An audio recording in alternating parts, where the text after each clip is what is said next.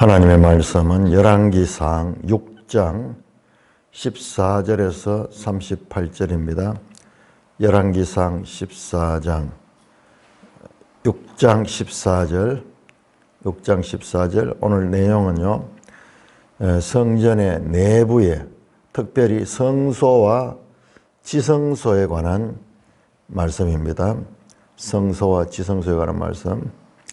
열왕기상 6장 14절 솔로몬이 성전 건축하기를 마치고 백향목 널판으로 성전의 암벽 곧 성전 마루에서 천장까지의 벽에 입히고 또 잣나무 널판으로 성전 마루를 놓고 또 성전 뒤쪽에서부터 20규빗 되는 곳에 마루에서 천장까지 백향목 널판으로 가로막아 성전 내소 곧 지성소를 만들었으며 내소 앞에 있는 외소 곧 성소의 길이가 40규빗이며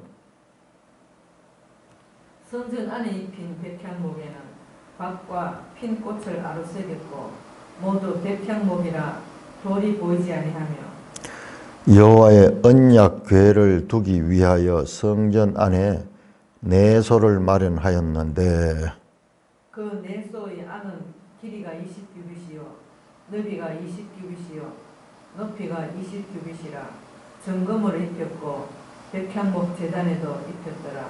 솔로몬이 정금으로 외소 안에 입히고 내소 앞에 금사슬로 건너 지르고 내소를 금으로 입히고 온 성전을 금으로 입히기를 마치고 내소에 속한 제단의 전부를 금으로 입혔더라. 내소 안에 감람나무로 두 그룹을 만들었는데 그 높이가 각각 10규빗이라 한 그룹의 이쪽 날개도 5규빗이요 저쪽 날개도 5규빗이니 이쪽 날개 끝으로부터 저쪽 날개 끝까지 10규빗이며 다른 그룹도 10규빗이니 그 두 그룹은 같은 크기와 같은 모양이요. 이 그룹의 높이가 10규빗이요 저 그룹도 같았더라. 솔로몬이 내소 가운데 그룹을 두었으니 그룹들의 날개가 퍼져 있는데 이쪽 그룹의 날개는 이쪽 벽에 닿았고 저쪽 그룹의 날개는 저쪽 벽에 닿았으며 두 날개는 성전의 중앙에서 서로 닿았더라. 그가 금으로 그룹을 입혔더라. 내 외소 사방 벽에는 모두 그룹들과 종려와 핀 꽃 형상을 아로새겼고 내외 성전 마루에는 금으로 입혔으며 내소에 들어가는 곳에는 감람나무로 문을 만들었는데 그 문 임방과 문 설주는 벽의 5분의 1이요. 감람나무로 만든 그 두 문짝에 그룹과 종려와 핀 꽃을 아로새기고 금으로 입히되 곧 그룹들과 종려에 금으로 입혔더라. 또 외소의 문을 위하여 감람나무로 문 설주를 만들었으니 곧 벽의 4분의 1이며 그 두 문짝은 잣나무라 이쪽 문짝도 두 짝으로 접게 되고 저쪽 문짝도 두 짝으로 접게 되었으며 그 문짝의 그룹들과 종려와 핀 꽃을 아로새기고 금으로 입히되 그 새긴 데에 맞게 하였고 또 다듬은 돌 3켜와 백향목 두꺼운 판자 한 켜로 둘러 안뜰을 만들었더라. 넷째 해 15월에 여호와의 성전 기초를 쌓았고 11째 해 불을 곧 8째 달에 그날 식양대로 성전 건축이 다 끝났으니 솔로몬이 7년 동안 성전을 건축하였더라. 오 하나님 아버지, 은혜를 감사합니다. 성전의 구조와 실내 장식에 대해서 이렇게 자세하게 설명하시는 그 의미를 깨닫는 시간 되게 하여 주시옵소서. 예수님 이름으로 감사하며 기도드리옵나이다. 아멘. 자, 우리가 지금 이 열왕기상에서 구조를 잘 봐야 되는 게, 자, 6장 1절에서 10절까지가 성전 건축인데요. 이건 외부 건축이에요. 외부 뭐냐 그러면 하나의 구조예요. 성전의 구조. 벽과 기둥과 이런 건물의 뼈대를 맞춰 지었는 거예요. 그래서 9절에 보면 성전 건축을 마치느라 그 성전은 백향목 석가리와 널판으로 덮었고, 아마 이건 지붕을 이야기하는데, 그러니까 건축의 구조, 외부, 그 다음에 오늘 읽었던 본문은 그 구조의 실내에 또 이렇게 인테리어 공사를 이야기하는 거예요. 그러니까는 성전을 건축하기를 마쳤다 해놓고 또 지금 막 짓고 이러니까는 헷갈리게 되는데, 엄밀하게 보면은 이 6장 9절에서 마쳤다는 것은 건축의 뼈대를 완성했다. 건축의 기본 이 구조를 완성했다, 그 말입니다. 외부 구조, 주로 돌을 이용해서 석재를 많이 사용한 그와 같은 이 벽체가 돌이 되어야지 튼튼하겠죠. 그렇게 했다. 자, 그 말씀과 11절에서 13절에 보시면은 그 외부 건축 구조를 마치고 그 다음에 하나님 말씀이 있습니다. 말씀에 이 성전 건축에 내 법도와 율례와 계명을 지켜 행하면은 다윗 언약이 확실하게 이룰 것이고, 그리고 내가 이 성전에 거할 것이다. 그렇게 말씀하고, 다시 이번에는 성전에 14절에 보면 솔로몬이 성전 건축하기를 마치고 이렇게 나오죠. 이것은 외부 구조를 마쳤다는 말입니다. 이게 그래 해석 안 하면은 마쳤다 해놓고 또 막 안에 공사를 하니까는 이것은 그런 의미입니다. 그러니까 하나의 성전의 외부 구조 건축을 마치고 이제는 오늘 본문은 그 안에 내부의 인테리어를 어떻게 했는가 하는 내용이고, 특별히 성소와 지성소에 관한 내용이고, 그 다음에 전부 다 여기는 금으로 입혔다 하는 이 금박이라는 건데, 이게 금을 쳐가지고 아주 그 종이장처럼 납작하게 펼쳐가지고 이것을 이제 주로 이게 백향목 널판으로 되어 있는 거기에다가 입혔는 거죠. 우리 이런 저런 이 나무 벽 위에다가 금박을 입히는 그와 같은. 그러니까 이게 성소와 지성소, 이 구조는 성막 시대의 그 구조와 같습니다. 그러나 크기는 더 커요. 이 성전의 것이 한 2배로 더 크는 그런 내용인 것을 볼 수가 있습니다. 2배 이상 크네. 2배보다 훨씬 더 큰 그런 구조입니다. 한번 살펴보겠습니다. 자, 14절에 솔로몬이 성전 건축하기를 마치고 말씀드렸듯이 이제 외부 구조 건축이 끝났다. 항상 건축에는 순서가 있죠. 먼저 이 기본 구조가 만들어져야지 그 다음에 거기 창문도 달고 장식도 들어가고 할 수 있지. 순서가 바뀔 수는 없죠. 그래서 1차적으로 이제 외부 구조, 주로 석재를 이용한, 돌을 이용한 그런 튼튼한 그 외부 구조가 맞춰졌다 이 말입니다. 이게 구별 안 되면은 말씀이 계속 성전 맞췄다는 이야기가 막 계속 나와요. 계속 나오는 거예요. 이게 이제 어떤 의미인가? 일단 외부 구조 건축을 맞췄다. 그 다음에 이제 본격적으로 그 구조 위에다가 이제 인테리어 실내 장식을 하는 게 나옵니다.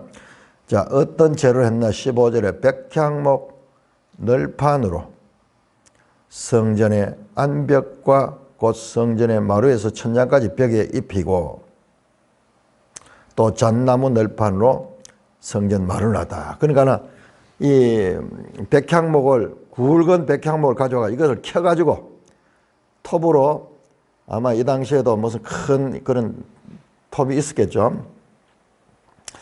톱을 가지고 옆으로 켜는 거예요. 켜가지고 거기에다 널빤지를 만들어내는 거예요. 여러 장의 널빤지를 통나무에서 잘라가, 지금도 다 그렇게 하는 거예요. 그렇게 해서 규격화된 널빤지를 만들어야지. 그 널빤지로 성전 돌로 지어진 그 벽에다가 거기에다 이 널빤지로 입히는 겁니다. 입히는 겁니다. 성전 마루에서 바닥부터 해가지고 천장까지 다 입혔어. 그러니까 내부에는 전부 나무로 되는 것 같은 그런 효과가 나겠죠. 그런데 재료가 백향목 널판으로 성전의 안벽과 성전의 마루에서 천장까지 벽에 입히고 또 잣나무 널판으로 성전의 마루를 놓았다. 잣나무가 이게 백향목보다도 더 단단한 모양이에요. 그래서 백향목 널판으로도 성전 마루도 했지만은 이 잣나무로도 성전 마루를 놨다.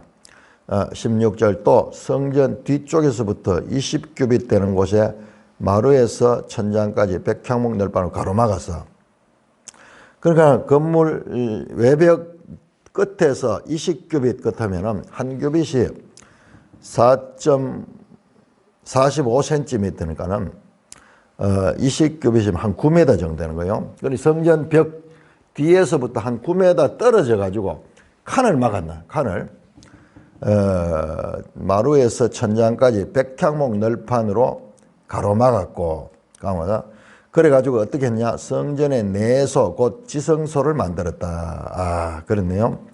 제일 건물의 이 뒤쪽 끝벽에서 9m 앞에다가 칸을 막아가지고 따로 독립된 공간인데, 이것이 성전의 내소다. 내소는 뭐냐? 지금 여기서 계속 내소, 외소 나오는데, 내소는 지성소를 가리킨 지성소. 지성소를 만들며, 그 내소 앞에 있는 외소, 지성소 앞에 있는 외소는 성소죠. 성소. 성소는 성소의 길이가 40규빗이며, 그러니까 우리 성막할 때와 같은 구조인데 그보다 크기가 훨씬 더 큽니다. 구조는 같아요. 지성소가 있고 그 앞에 이제 이 외소, 곧 성소가 있습니다. 자, 위에서 보면은 지성소는 이 정육면체, 그 다음에 내소는, 성소는 좀 직육면체, 그렇게 됐다. 여기다 지금 이 칸을 막았다는 이 말입니다. 칸을 막아가지고, 요게 한 길이가 9m 정도 된다. 9m 정도 되는, 20규빗이니까는 한 9m 되는 그런 것입니다. 그 다음에, 성전 안에 입힌 백향목에는 또 여기 성전이 나와요. 성전을 갈 때는 요 전체를 다 가르쳐. 이 전체를 이걸 성전이라고 하고, 지성소, 성소. 지금 여기서는 외소라고 표현했고, 영어는 내소라고 표현. 내소.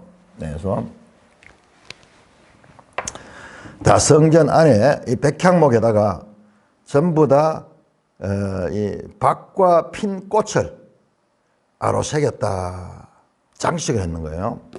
그 백향목 이 벽이 되어 있는 그곳에다가 다 이 호리병 모양의 박, 그 다음에 꽃도 핀 꽃. 그러니까는 우리가 그 미술에 이래 보면은 이런 꽃을 가지고 이렇게 장식을 하는 그런 하나의 그 패턴이 있거든요. 우리 그 여성들 옷이라든지 또는 그 이불 같은데 우리 꽃 같은 거 많이 이렇게 장식하잖아요. 그런 것들이 기원이 이런 데 나와요. 꽃을 하죠. 꽃을 넣으면 화려해 보이고 아름답죠. 아름답죠. 그러니까는 그 백향목 벽에다가 그걸 아로새겼다 그러니까는 여기서 이제 파가지고 그 모양을 그렇게 하고 모든 백향목이라 돌이 보이지 않으며 그러니까는 그 원래 구조는 돌이지만은 그것을 우리 지금 이 벽면추로 저걸 뭐 루바로 돌렸다 이러는데 다 해서 안에서는 전부 이 백향목 나무만 보이고 백향목이 또 향기가 또 나요. 향기가 나니까는 거기에다 돌은 보이지 않고 그런 장식을 했다. 그 다음에 19절에 여호와의 언약궤를 두기 위하여 성전 안에 내소를 마련했다. 여기 내소가 지성소입니다. 여기 지성소에는 이제 언약궤를 나중에 들어놓게 됩니다. 그 내소에 아는 길이가 20규빗이요 너비가 20규빗이요 높이가 20규빗이라. 아까 그 말대로 여기에 20규빗이니까 우리 오늘날 미터로 환산하면 약 9m예요. 9m. 그 다음에 여기도 9m. 높이도 9m. 그러니까 완전히 정육면체. 이 크기는 성막의 지성소보다 더 크지만은 그러나 그 기본 구조는 같아요. 정육면체. 성막에도 정육면체로 되죠.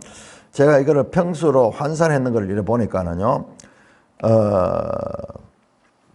이게 지금 평수로 따지면은 이게 9m 하면은 한 24평 내지 25평 정도, 25평 평수로.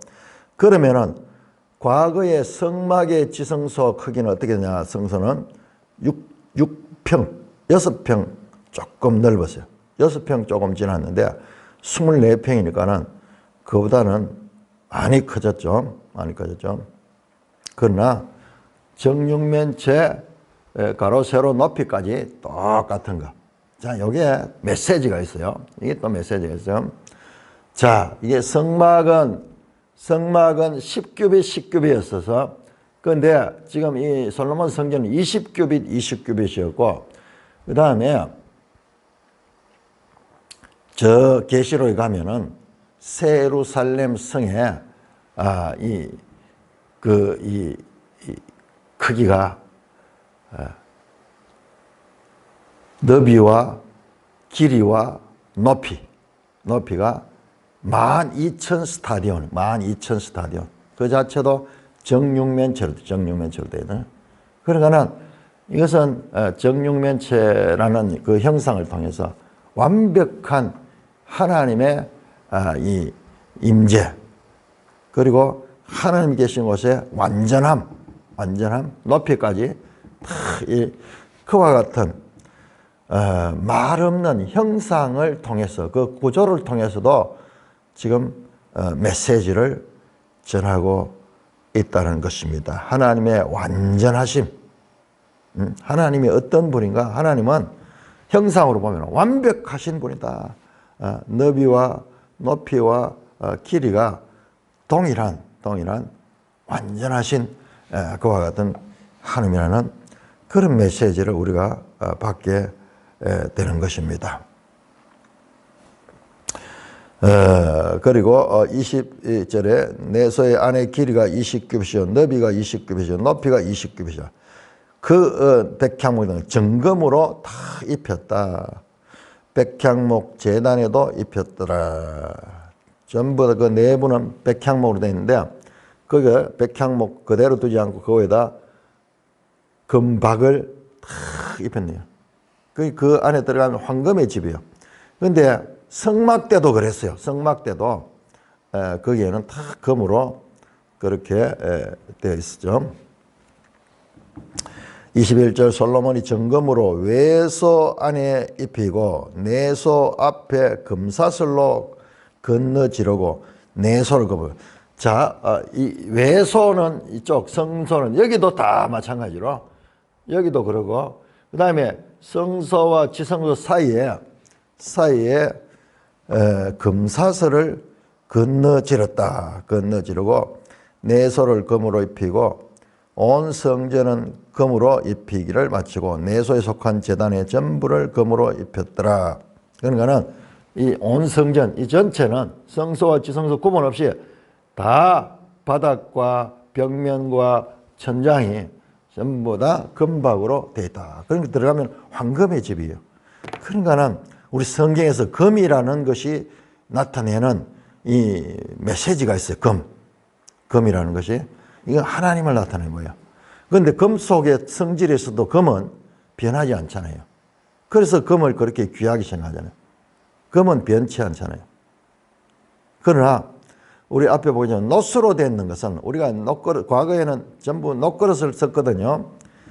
녹그릇을 쓰면은 어떻게 됐냐 그러면 녹그릇은 우리 명절 때 되면 온 식구들이 둘러앉아 가지고 명절 되면은 그 그릇을 딱 씁니다. 둘러앉아 가지고 이 짚을 가지고 거기에다 연탄재라든지 뭐 어떤 기와장 을 가루로 내 가지고 깨진 기와장을 가루로 내 가지고 해서 그걸 이용해 가지고 그 그릇을 딱 씁니다. 그런 경험을 해봤기 때문에 기억이 나는데 요즘 세대는 거기 뭐 상상도 못 할 거예요. 온 식구들 둘러앉아 애들도 할 수 있으니까는 그래 닦으면은 이게 이 노수로 된 것은 색깔이 막 시커멓게 이렇게 변해요. 시커멓게 변해요. 그런데 그걸 닦으면은 그 속에서 광택이 나는데요. 광택은 또 금처럼 광택이 나요. 금처럼. 그런데 이 정금은 이제 이게 이 색깔이 변치 않는데 그런데 좀 무를 거예요. 이거는 정금은 순도 24K는 이렇게 누르면은 막 손으로 이렇게 강하게 누르면 이러면은 이렇게 눌러지는 그런 강도는 약할 거예요. 강도는 약하지만은 그러나 완전히 그래서 18K 같은 거 이런 거는 조금 강하죠. 금에다 딴 것을 좀 섞어가지고. 그러나 이 정금으로 된 것은 이건 좀 무를 텐데 이건 잘 펴질 거예요. 이걸 치면은 이게 종이장처럼 납작하게 이래 돼가지고 촥한데 그래서 금박을 입혔다. 나중에 보면요. 나중에 이 성전에 와서 성전을 파괴시키고 성전을 약탈한 사람들이 이걸 다 비껴가는 거예요. 이걸 비껴가는. 그러니까 그 안에 금이 엄청 나오겠죠. 그러다 보니까는 성전이 완전히 회파돼. 돌 안에 사이에 막 있는 것도 다 파내고 이러면서 그런 것을 보게 됩니다. 그래서 온 성전을 금으로 입혔다 하는 말은 내소와 외소를 다 이야기하고 내소에 속한 제단의 전부를 금으로 입혔다. 내소에 속한 제단이 무엇일까요? 그건 잘 모르겠네요. 지금 이 구조만 하는데 이 안에 또 제단이 있는 것 같네요. 자, 이렇게 해서 평수로 한 25평 정도, 지성소와 비교하면은 지성소가 한 6평 정도니까는 그보다는 훨씬 더 큰 것과 같은 모습을 가지고 있습니다. 자, 그 다음에 23절에서 28절까지는 그룹을 제작하는 거예요. 그룹은 그룹 천사죠. 그룹 천사를 만드는 거예요. 어디다가 내소인 지성소에다가 그룹 천사를 만드는데 과거에 이 그룹 천사를 법궤 위에 그렇게 있었죠.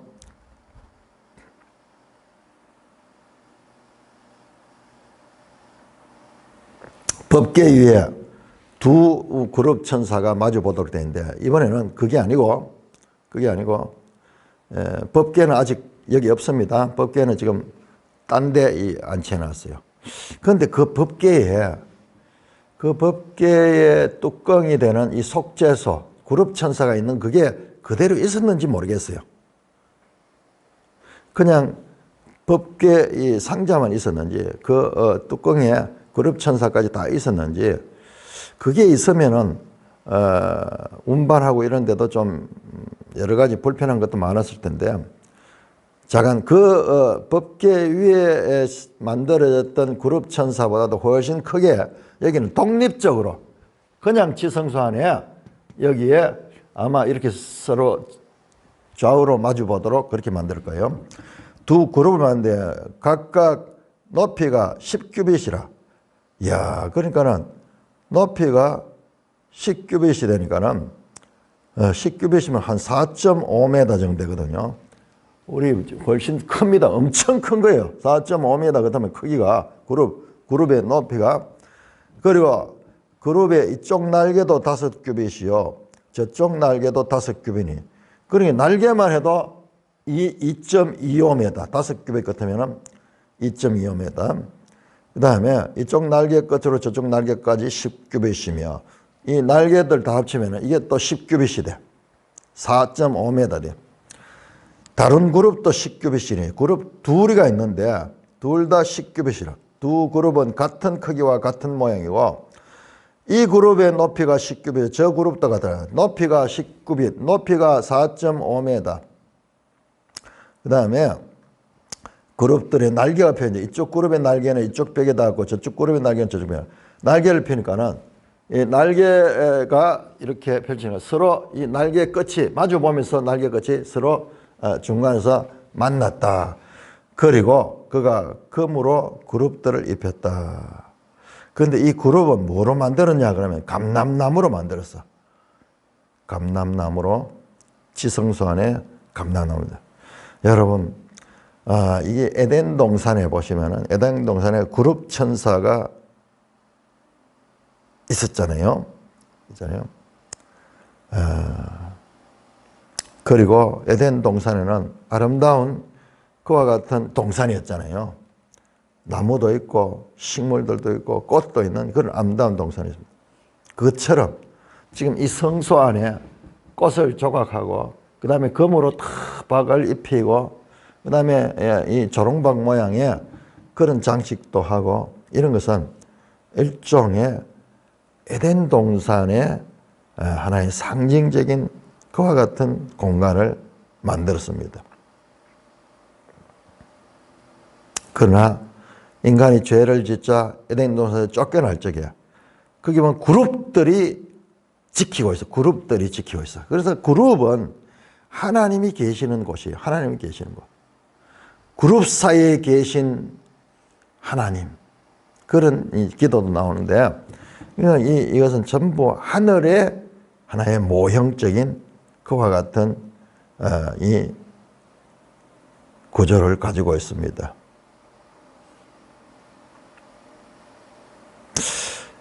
나중에 이제 언약궤를 들어놓은데 거기에 이제 이런 설명은 안 나오는데 언약궤도 그룹이 있고 그렇다면은 여기에 또 만들어가 독립되어 있는 그룹 2개가 있으면은 그룹이 4개가 있는지 그거는 성경에 자세히 나오지 않아요. 안 그러면은 언약궤 위에 있는 그룹이 없어져 가지고 이 그룹이 대체하고 있는지 자관 이 그룹은 높이가 4.5m가 큽니다. 큰 형상이에요. 그래서 이 성전 내소의 그룹을 제작해서 만들어 놨다. 이 그룹은 이제 법궤 위에 있는 그 그룹과는 다르게 고정식으로 되어 있는 그런 그룹입니다. 그 다음에 성 내외소 사방벽에는 모두 그룹들과 또 이 벽에도 그룹들을 조각하는 거예요. 그룹들과 종려와 핀꽃 형상을 아로새겼고 내외 성전 마루에는 거푸로 입어요. 전부 다 이 바닥의 마루도 다 금으로 입히고 이 벽에 전부 천사, 그룹 천사를 그 다음에 이 새기고 그 다음에 종려나무 이스라엘의 어떤 종려나무, 이것도 하나의 그 예수님이 예루살렘에 입성할 때 종려나무를 들고 호산나 하던 그것도 이와 같은 연관이에요. 그 다음에 핀꽃 형상. 그러니까 이 안이 아름다운 천국을 나타내는 실제로 이제 그룹 천사들이 있는 그와 같은 조각을 했다. 그 다음에 이제 문과 안뜰에 대해서 자, 내소로 들어가는 곳에는 감람나무로 문을 만든다. 자, 여기에 금사슬도 있는데 여기 또 문이 있는데 문은 또 감람나무로 만들었네요. 감람나무는 굳이 저 백향목을 수입 안 해도 이 자체 생산되는 그런 여기 감람나무는 많거든요. 감람나무로 문을 만들었고 그 문인방과 문설주는 벽의 5분의 1이요. 감람나무로 만든 그 두 문짝에 그룹과 종려와 핀꽃을 아로새기고 문에도 그룹과 종려와 핀꽃을 새기고 금으로 입혔다.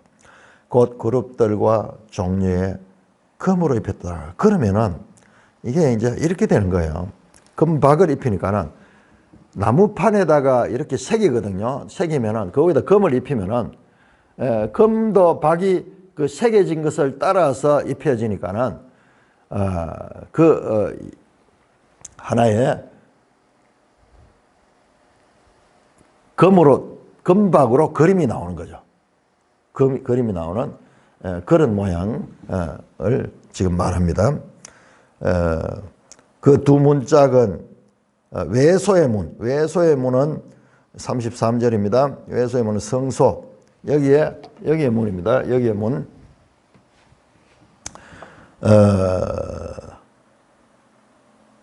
감람나무로 문설주를 만들었으니 곧 벽에 삼으려. 감람나무로 문짝은 아니고 이 설주 문틀을 만들었네요. 감람나무로. 여기 지성소에는 감람나무로 문을 만들었네요. 감람나무로 만들고 그 다음에 여기는 다 감람나무로 만드는 거네요. 문설주와 문인방도 감람나무로 만들고 그 다음에 외소에는 감람나무 가지고는 문틀을 만들고 그 다음에 문짝은 잣나무로 만들었네요. 이쪽 문짝도 두 짝으로 접게 되어 있고 저쪽 문짝도 두 짝으로 접게 되어 있고 그 문짝들은 그룹들과 종려와 핀꽃을 아로새기고 금으로 입히되 그 새긴 데에 맞게 하였고 그래서 여기도 그룹과 종려와 핀꽃을 아로새겨 가지고 그렇게 나왔다. 그러니까는 우리가 한번 상상하면 이게 지금 뭘 이야기하는가? 이 인테리어 구조가 뭘 이야기하나? 정방형으로 되어 있는 이 지성소에도 그리고 직육면체로 되어 있는 이 성소에도 이거 하나님이 계시는 거룩한 곳이다. 그래서 그룹 천사들을 보이지 않는 우리가 볼 수 없는 그 하늘나라를 여기다 끌고 왔는 거예요. 그래서 거기에 아름다움과 거기에 고귀함 금으로 다 입혀가지고 그렇게 이 장식을 했는 모습을 볼 수가 있습니다. 36절 다듬은 돌 3켜와 백향목 두꺼운 판자 1켜로 둘러 안뜰을 만들었더라. 이 말은 이게 이제 그림으로 보여주면 한눈에 알 수 있는데 이게 글로만 써놓으니까는 보기가 참 이게 아마 이건 같아요. 이 다듬은 돌 3켜와 백향목 두꺼운 판자 1켜로 둘러 안뜰을 만들었더라. 이것은 청개를 만들었다. 구별하는 거네요. 청개를 만들어 가지고 돌로서 3개의 청개를 만들고 그 다음에 또 백향목 두꺼운 판자로 1켜로 둘러가지고 안뜰을 만들었더라. 이게 어떤 구조인지 이거 안 보고는 참 알기는 힘든데 일단 그 청개를 만들어가지고 그냥 땅에서 바로 있지 않고 이것이 들어오는데 구별을 하고 있다는 것을 볼 수가 있습니다. 37절입니다. 넷째 해 15월에 여호와의 성전기초. 여기 넷째 해는 솔로몬이 왕이 된 지 4년째 15월에 여호와의 성전 기초를 쌓고 시작했던 것을 이야기하고요. 그 다음에 11째 해 불을 곧 그 8째 달에 설계와 식양대로 성전하자. 자, 뭐냐, 솔로몬 4년 때 시작해서 솔로몬 11년째 완성됐다. 그래서 그 설계와 식양대로 성전 건축이 다 끝났으니 솔로몬이 7년 동안 성전을 건축했다. 자, 이것을 보면은 이게 이제 우리로 환산하면은 양력으로 치면은요, 솔로몬 저기 4년 5월 달에 시작해서 솔로몬 저기 11년 11월 달에 완공이 됐어. 그러면은 7년 한 반 정도 걸렸습니다. 그래서 어떻게 그 설계와 식양대로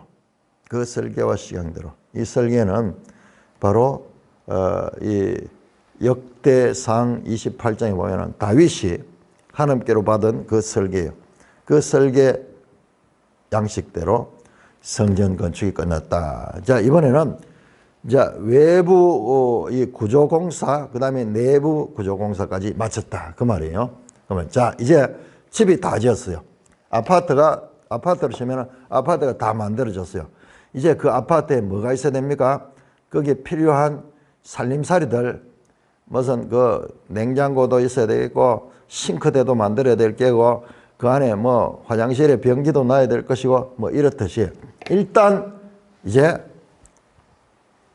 내외부 틀이 만들어지고, 그 다음에 그 안에 일단 기본적인 바닥과 벽면과 천장에 대한 장식이 끝났습니다. 끝났는데 이제 또 뒤에 보면은 또 이제 나오거든요. 그거는 이제 여기에 들어가는 이 집을 만들어서 그 집 안에 들어가는 기물들에 관한 기사입니다.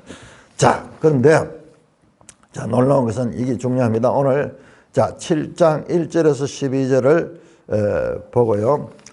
그 다음에 7장, 자, 이 구조를 다시 봐야 돼요. 자, 6장 전체가, 6장이 성전 내외부 공사입니다. 공사. 그 다음에 여기에 7장 1절에서 12절까지입니까? 여기에 갑자기 뭐가 나오니까 하면은 완공공사는 완공. 그 다음에 다시 또 길게 7장 13절에서 그 이후로 길게 성전 기물, 성전 이 공사가 다 끝났으니까 여기에 들어갈 그런 기물들을 만드는 이야기 나와요. 그러니까는 이 구조를 보세요. 자, 6장도 더 자세히 보면, 6장도 이 자세히 보면은 6장 1절에서 10절까지의 성전 외부 공사에 대한 말씀이 나왔고, 자, 6장을 한번 확대해 보면, 6장을, 자, 요걸 지금 보는 게 중요합니다. 6장을 한번 그림으로 보면은 1절에서 10절까지입니까? 여기에 외부 구조공사에 대한 기사가 나오고요. 그 다음에 그 사이에 뭐가 있냐 그러면 하나님의 말씀이 있습니다. 하나님의 말씀입니다. 자, 이게 아주 중요합니다. 11절에서 13절까지 11절에서 13절까지 있고, 그 다음에 14절부터 지금 읽었던 몇 절까지입니까? 14절에서 38절까지, 14에서 38절까지는 내부 공사.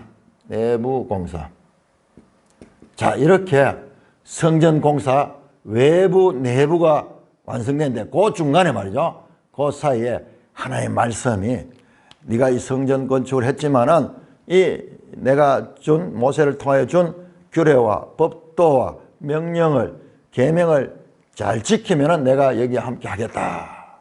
그 말씀이 들어가 있어요. 그러니까 이게 이 말씀의 구조 속에서도 메시지가 있어요. 이런 이 건물이죠. 건물 내부를 만드는 그 중간에 하나님의 말씀이 위치해 있고, 뿐만 아니라 오늘 우리가 읽게 되는 7장 1절에서 12절은 이와 같은 성전 내부 공사, 그 다음에 성전 기물 공사, 그 사이에 왕궁 공사가 거기에 자리를 잡고 있다. 이게 무슨 의미일까? 이게 무슨 의미일까? 이런 것들도 이 본문 내용도 중요하지만은 이 구조를 통해서 하나님이 우리에게 무슨 말씀을 하는가를 이해하는 것도 아주 중요합니다. 자, 7장 1절에서 12절까지 교독하겠습니다. 열왕기상 7장 1절 솔로몬이 자기의 왕궁을 13년 동안 건축하여 그 전부를 준공하니라. 그가 레바논 나무로 왕궁을 지었으니 길이가 100규빗이요 너비가 50규빗이요 높이가 30규빗이라 벽향목 기둥이 4줄이요 기둥에 벽향목 들보가 있으며 기둥 위에 있는 들보 45개를 벽향목으로 덮었는데 들보는 한 줄에 15이요. 또 창틀이 3줄로 있는데 창과 창이 3층으로 서로 마주대하고 모든 문과 문설주를 다 큰 나무로 네모지게 만들었는데 창과 창이 3층으로 서로 마주대하였으며 또 기둥을 세워 주랑을 지었으니 길이가 50규빗이요 너비가 30규빗이며 또 기둥 위에 한 주랑이 있고 또 그 앞에 기둥과 섬돌이 있으며 또 재판하기 위하여 보좌의 주랑 곧 재판하는 주랑을 짓고 온 마루를 백향목으로 덮었고 솔로몬이 거처할 왕궁은 그 주랑 뒤 다른 뜰에 있으니 그 양식이 동일하며 솔로몬이 또 그가 장가든 바로의 딸을 위하여 집을 지었는데 이 주랑과 같더라. 이 집들은 안팎을 모두 귀하고 다듬은 돌로 지었으니 크기대로 톱으로 켠 것이라.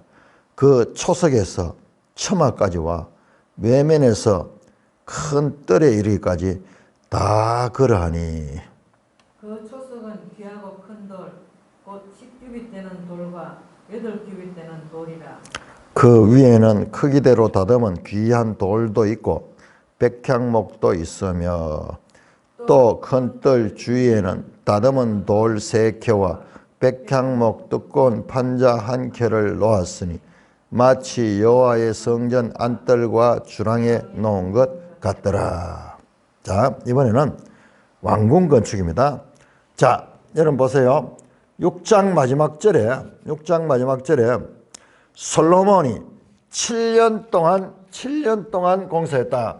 자, 성전 공사, 성전 외부 공사는 7년이 걸렸습니다. 그런데 7장 1절에 12는 왕궁 공사는 13년이 걸려 13년 동안 걸렸다. 자기의 왕궁을 13년 동안 건축하여 그 전부를 군주한다. 일단 규모 면에서 보면요, 건축 기간도 이 성전보다는 이게 더 많이 걸렸어요. 그리고 크기도 이게 더 커요. 자, 그런데 우리 여기 성경은 아무 말도 안 해요. 그냥 담담하게 이 사건을 묘사만 하고 있는데 우리가 이것을 하나님께서 깨닫도록 그렇게 말씀하시는 것 같아요. 그리고 자세히 읽어보면은 일단 건축 시간이 여기에 지금 더 많이 힘이 들어요. 자, 여기 본문 가운데서요. 자, 일단 왕궁이죠. 그런데 이 왕궁은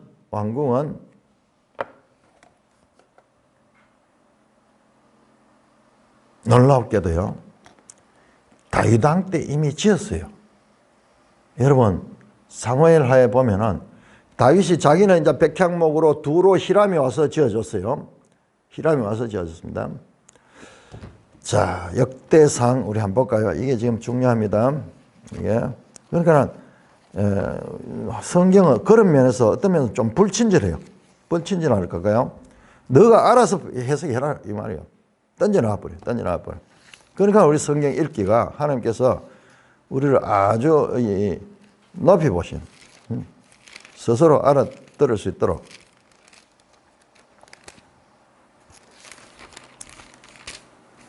예, 맞네요. 자, 역대상 14장을 한번 보세요. 역대상 14장. 자, 이런 거는 아무래도 설명해 준 데가 없어요. 우리가 찾아서, 자, 왜 이렇게 이게 배치만 보더라도 성전과 성전 공사 중간에다 왕궁을 탁 하는 이 배치에도 여기 의미가 있고요. 내용을 보면 또 아까 여기도 지금 이런 의미가 있죠. 이게 하나 성경이 우리에게 말씀하는 방식이에요. 그러니 우리가 그걸 알아야 돼요. 그냥 우리식으로 보면 성경이 어떻게 말하는가를 이 구조를 파악해야 돼요. 자, 14장 역대상 14장 1절 보세요. 두로 왕 히람이 다윗에게 사신들과 백향목과 석수와 목수를 보내 그의 궁전을 건축해 최신식으로 가장 좋은 재료로 다윗 시대에 궁전은 왕궁을 건축했는 거예요. 누가 와서? 바로 그 두로 왕 히람이 자기 나라의 재료와 그 다음에 자기 나라에 뛰어난 석수와 목수를 보내가지고, 여러분 여기가 어디냐? 페니키아예요. 페니키아. 페니키아의 이 배, 페니키아인들이 만드는 배는요, 그때 로마도 참 그걸 따라할 정도로 세계 최고의 기술과 세계 최고의 좋은 재료가 있는 곳이에요. 그렇게 좋은 재료가 있으니까는 거기 좋은 기술자들도 거기 나오는, 그걸 자꾸 다루다 보니 기술자들이 나오는 거예요. 최고로 좋은, 최근에 솔로몬이 다윗 시대와 바로 이어지는데 왕궁 지은 지가 얼마 되지 아니하는데 왕궁을 지었는 거예요. 그걸 일단 우리가 알아야 돼요. 솔로몬이 왕궁을 지은 것은 왕궁이 없어서가 아니에요. 없어서 아니고 아마 다윗 때 최고의 이 건축을 했다. 15장 보세요. 15장 역대상 15장 다윗이 다윗성에서 자기를 위하여 궁전을 세우고 또 하나님의 교회를 둘 곳을 말했다. 여기에 다윗이 왕궁을 건축했다. 다윗이 왕궁 건축할 때 시시하게 했는 거 아니에요. 최고 히람이 아예 와가지고 뭐 어떻게 그 계산은 어떻게 되는지 모르겠지만은 잠깐 최고의 걸 가지고 하면 이 히람이 이렇게 했는데는 아마 어떤 이 국방의 어떤 문제도 있을 거예요. 자기들이 잘못 보이면은요, 다윗이 쓸어버리면 두로와 페니키아도 점령당하거든요. 그래서 그런지 그들이 할 수 있는 최선의 것을 통해서 화친하면서 그다음에 이 다윗을 위하여 왕궁을 지어줬는 거예요. 그렇다면은 지금 솔로몬이 또 왕궁을 짓는 것은 그 자체도 이 불필요한 왕궁 건축일 수 있겠다 하는 그런 생각을 할 수가 있습니다. 자, 성전 건축보다 2배의 세월이 걸렸죠. 그 다음에 2절에 보니까는 그가 레바논 나무로 왕궁을 지었으니 길이가 100규빗이요 너비가 50규빗, 높이가 30규빗. 자, 이 규모는 성전의 크기보다 거의 2배 가까이. 성전은 길이가 60규빗이고 그랬는데 여기는 길이가 100규빗이고 그 다음에 성전은 높이는 똑같네요. 높이는 성전과 같은 30규빗이고 너비가 50규빗이고 성전은 20규빗이에요. 거의 성전의 크기도. 공사 기간도 2배 정도, 하나는 7년 걸렸고 13년 걸렸고 그 다음에 여기 크기도 거의 2배인데 2배뿐만이 아니에요. 왜냐 그러면은 자세히 보시면은 일단 거기 나오죠. 매일 성경의 제목을 써놨죠. 레바논 나무궁이에요. 지금 이게 2절에서 5절까지는 레바논 나무로 만드는 궁인데 여기는 왕궁이 아니고 여기에 보시면은 뒤에 보면은 우리 10장 17절 한번 볼까요? 10장 17절 10장 17절 보면요. 또 쳐서 느린 금으로 작은 방패 300개를 만들었으니 매 방패마다 금이든 3만이라. 왕이 이것들을 레바논 나무궁에 두었더라. 그러니까는 귀한 보물들 같은 거 이런 것들을 보관하는 그런 이 왕의 부속실 건물이에요.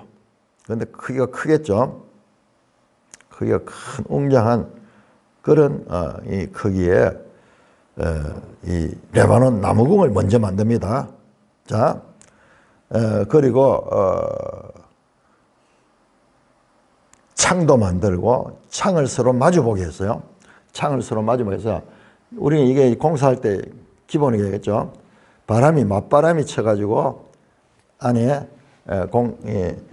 공기가 쾌적하도록 그렇게 만드는 것 같아요.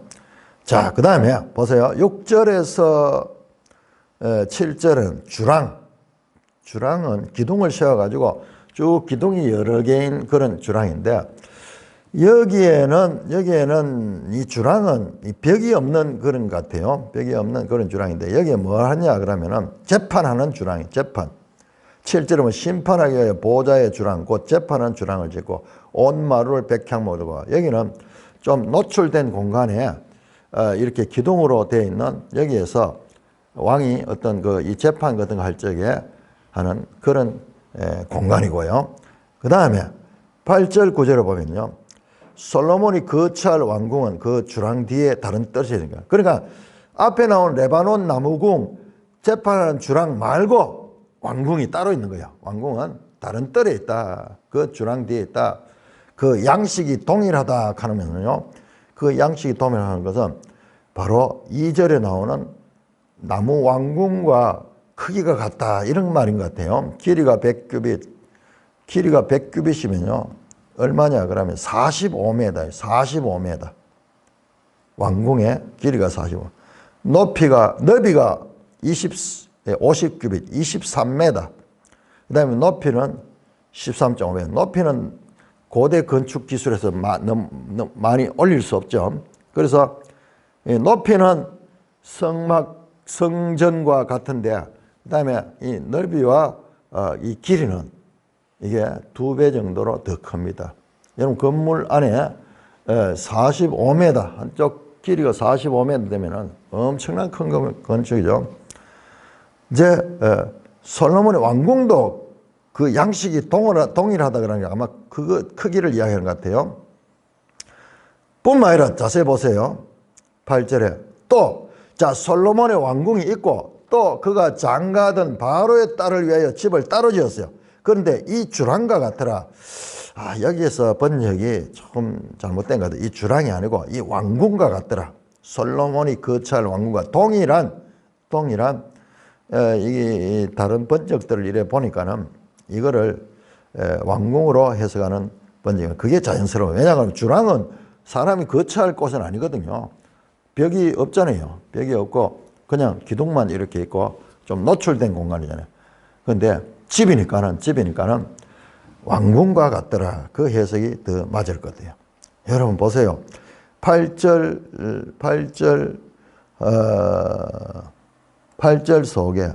속에 왕궁이 2개가 있어요. 2개. 솔로몬이 거처할 왕궁이고, 그 다음에 그 뒤에 다른 뜰에 그가 바로의 딸을 위하여 집을 지었다. 이 왕궁과 같더라.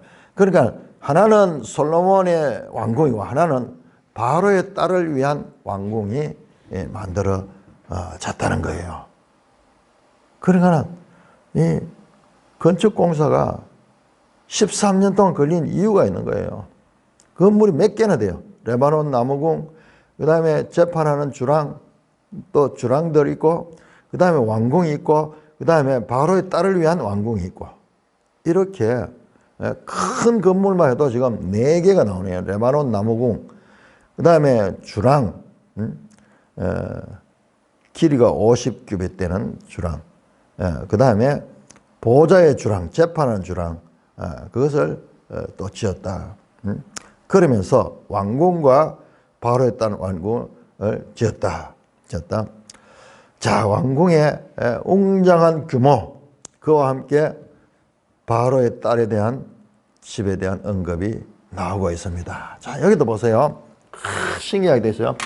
왕궁 건축 가운데 여기에 또 바로의 딸에 대한 기사가 나와요. 바로의 딸. 한번 보세요. 성경이 말씀하는 폼. 6장에서 외부 공사, 내부 공사 사이에 하나님의 말씀이 있듯이 지금 크게 봤을 때 6장의 성전 내부 공사, 성전 기불 공사 사이에 왕궁 기사가 있듯이 이 왕궁 기사 사이에도 바로 바로의 딸에 대한 메시지가 이 속에 있다.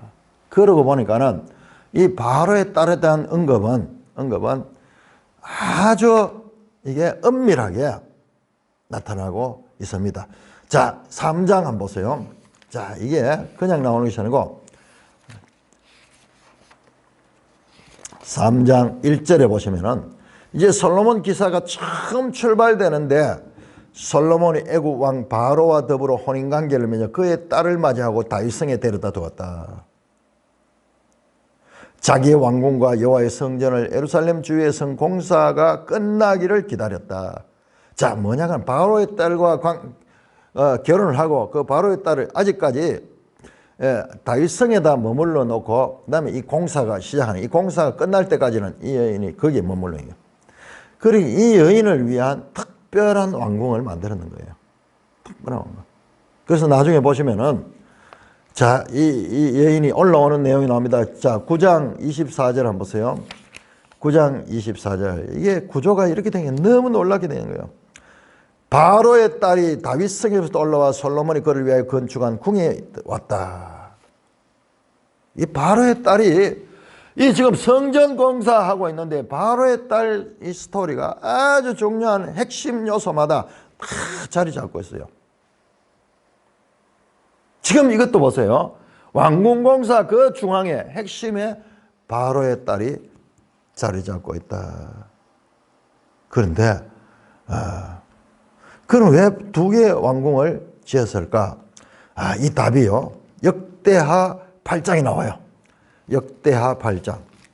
자, 역대하도 동일하게 성전 건축에 관한 기사가 동일하게 나오거든요. 거의 동일한데 역대하에는 뭐가 없느냐 그러면은 열왕기상을 자세히 보시면은 이 바로의 딸 이야기가 성전 건축 전체 다 퍼져 있습니다.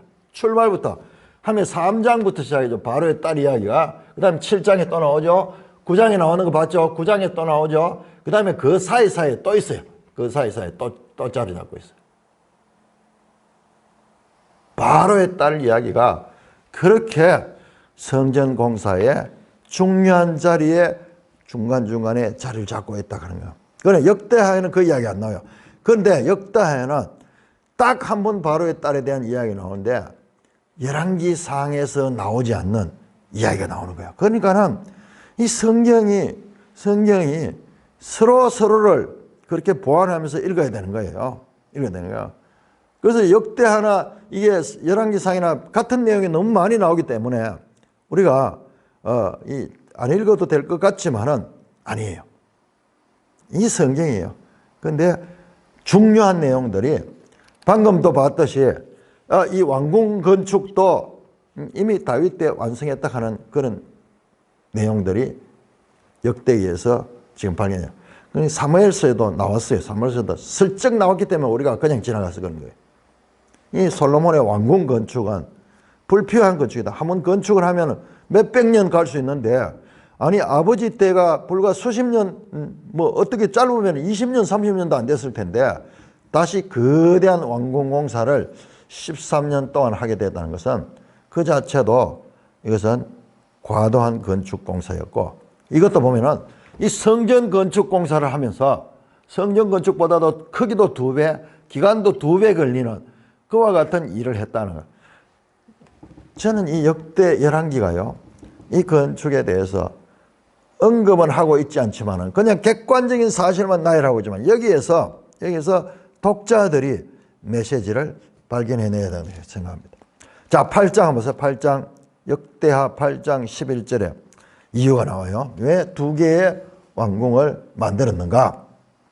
8장에 솔로몬이 바로의 딸을 데리고 다윗성에서부터 그를 위하여 건축한 왕궁에 이르러 내 아내가 이스라엘 왕 다윗의 왕궁에 살지 못하리니 이는 여호와의 궤가 이런 곳은 다 거룩함이라 하였더라. 무슨 말이냐 그러면은 아마 이 이방 여인이잖아요. 이방 여인이고 이방인이라도 여호와 신앙을 가지고 있으면은 이게 저게 가능해요. 결혼이 가능해요. 그런데 이 여인이 신앙을 가진 사람은 아닌가. 이스라엘 이집트 여인이죠. 뒤에 보면은 이제 다른 뭐 암몬이나 모압이나 뭐 다른 이 이방의 여인들도 솔로몬의 아내가 되는데 그들이 전부 자기들 종교를 다 가지고 있어요. 그러니 여기도 마찬가지야. 그런데 최소한의 판단력이 있었던 것 같아요. 다윗성에서부터 그를 위하여 건축한 왕궁이 이르라. 따로 이제 그녀를 위한 왕궁이잖아요. 이게 지금 여기 나오는 8절에 나오는 그 바로의 딸을 위한 집이에요. 그런데 내 아내가 이스라엘 왕 다윗의 왕궁에 살지 못하느니 여호와의 계가 이런 것은 다 거룩함이라. 이방 여인이니까는 이 성전이 있고 이 법궤가 있는 이곳은 거룩하기 때문에 이방 여인이 그 자리에 함께 살 수 없다. 그런 뜻인 것 같아요. 그래서 따로 집을 지어줬다라는 것을 우리가 암시를 받을 수가 있는 것입니다. 그래서 이 바로의 딸을 위하여 왕궁을 따로 짓고 있는, 그러니까는 이 메시지를 한번 보세요. 성전, 왕궁 안에 바로의 딸을 위한 건축.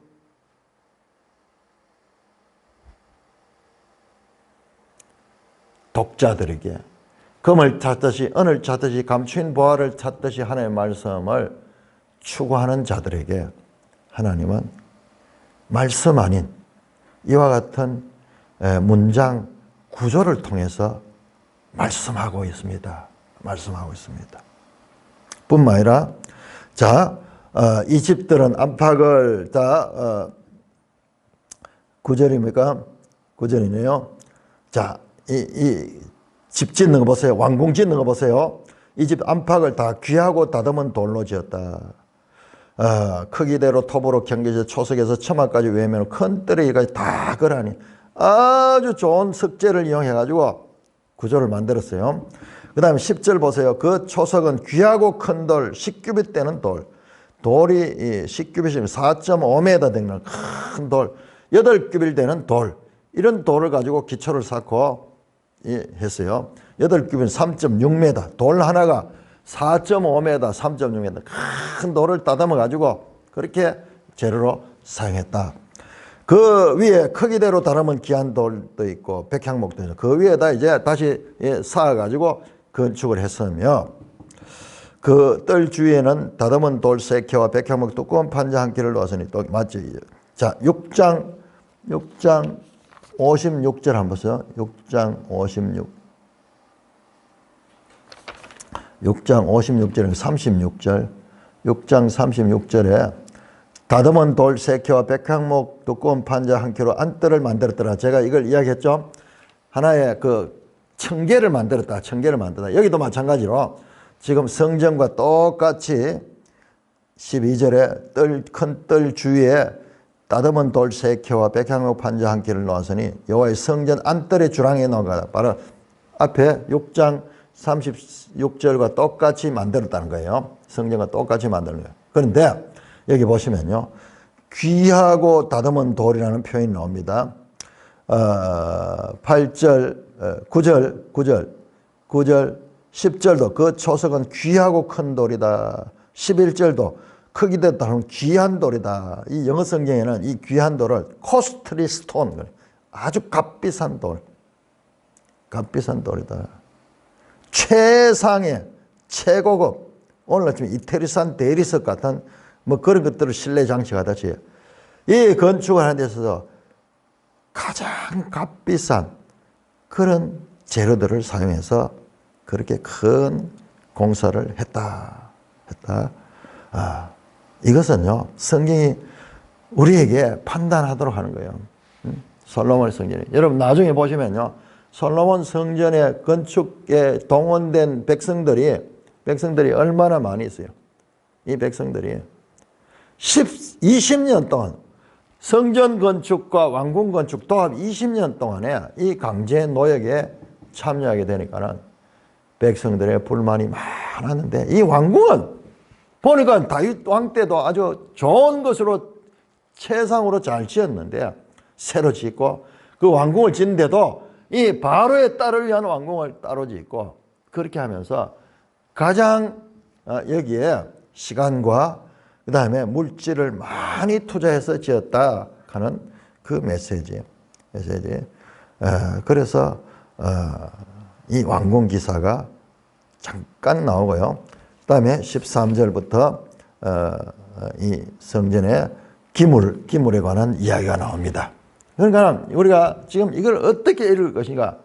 그냥 쭉 나열해서 읽으면은 이걸 못 발견해서 이 구조를 통해서 봤을 적에 열왕기는 단순한 역사적인 사건의 나열이 아니라 여기에 하나님의 우리에게 전하는 메시지가 들어있다. 꼭 말로 설명하지 않더라도 이 구조를 통해서도 솔로몬의 행위가 이것이요. 나중에는 그가 그의 아들 때의 나라가 쪼개어지는 그런 일의 하나의 단초가 됩니다. 너무나 오랜 기간 동안 이 건축 공사에 일꾼들이 시달렸어요. 우리나라도 저 옛날에 경복궁 지을 때 막 사람들을 강제 동원해가지고 그렇게 일하는 거 자기 생각도 못하고 그러니까 원성이 자자했어요. 그건 큰 건축을 지으려고 하면은 시간도 많이 걸리고 위험하기도 하고 그렇거든요. 그래서 솔로몬이 통치를 하는데 이 건축 전부 건축이에요. 건축하는데 시간을 너무 많이 들였다는 것을 성경은 암시하고도 있고 그 가운데도 이방의 바로의 딸을 위해 큰 왕궁을 지었다. 그것도 우리에게 의미심장하게 뭔가 바람직하지 않는 그런 뉘앙스를 주는 본문이라는 것을 우리가 발견할 수가 있는 것입니다. 찬송가 33장입니다.